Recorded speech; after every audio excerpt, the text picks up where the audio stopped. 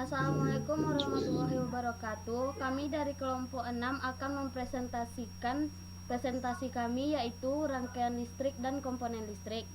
Sebelum masuk ke materi, sebaiknya kami memperkenalkan diri dulu. Saya sebagai moderator Anissa Rahmadani. Dan saya sebagai pembaca Bintang Felda Raja. Saya Wahyu Juliarti Putra sebagai pembaca kedua.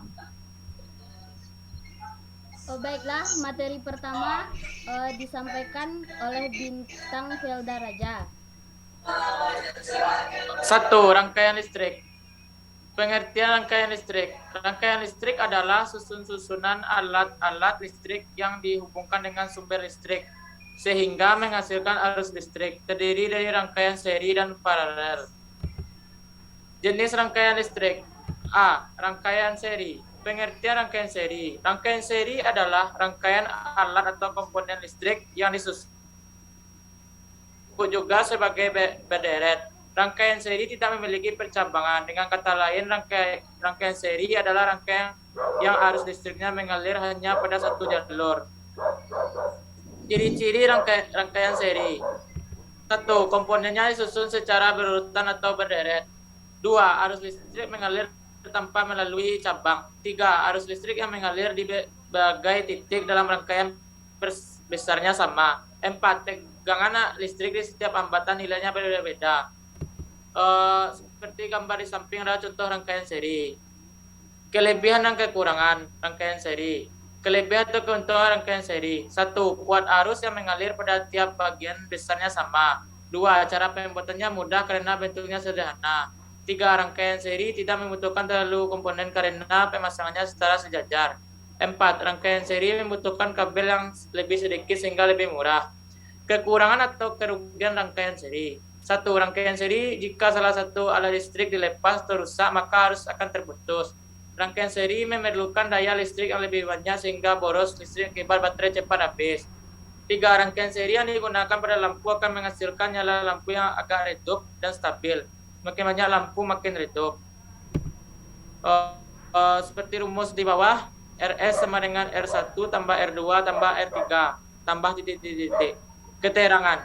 RS sama dengan hambatan total rangkaian seri.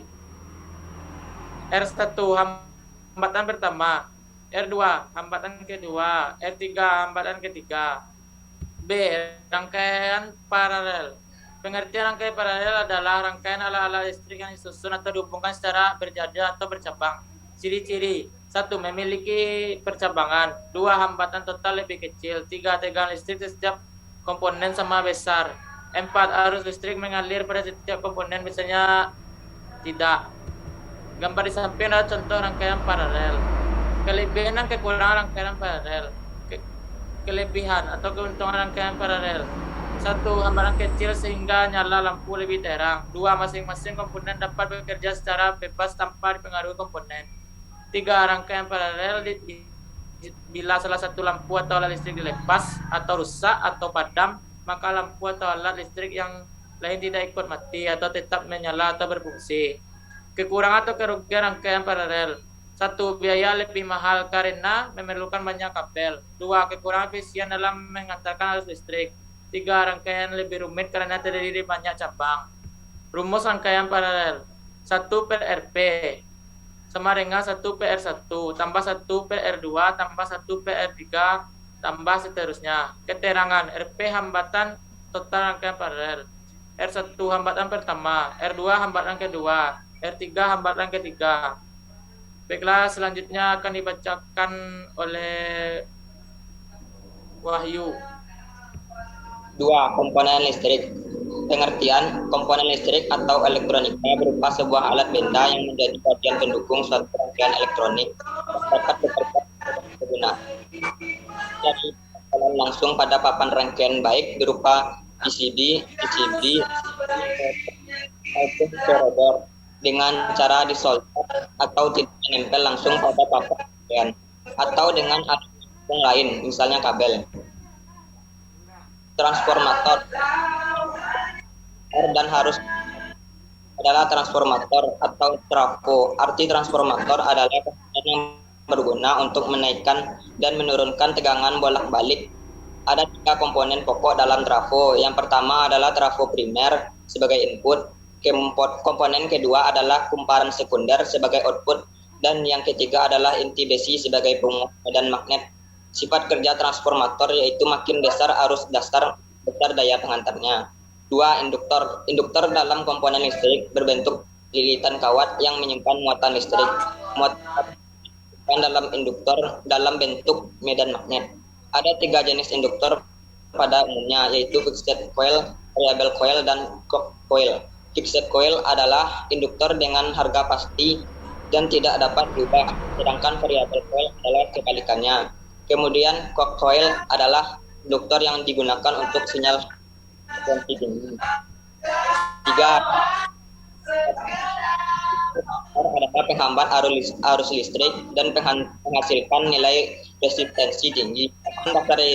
Bahan dasar resistor atau penghambat yang paling umum digunakan adalah metal film dan karbon.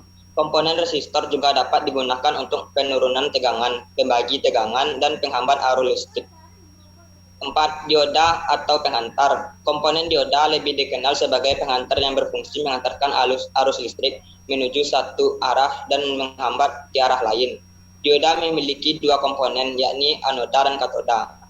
Anoda adalah elektroda positif, sedangkan katoda merupakan elektroda negatif. 5. Saklar. Saklar adalah komponen yang sering dibicarakan dan memiliki arti alat penyambung dan pemutus arus listrik. Komponen elektronika dalam saklar dapat bekerja memutus jaringan listrik ataupun menyambungkan kembali. Saklar digunakan pada jaringan listrik berarus kuat atau berarus lemah. Biasanya pada listrik dengan arus lemah menggunakan saklar dalam bentuk lebih kecil daripada yang digunakan untuk arus kuat. Baiklah, sekian hasil presentasi dari kelompok kami. Jika ada kata-kata atau penyampaian salah, kami mohon maaf. Saya sebagai moderator akan menutup presentasi ini. Wassalamualaikum warahmatullahi wabarakatuh.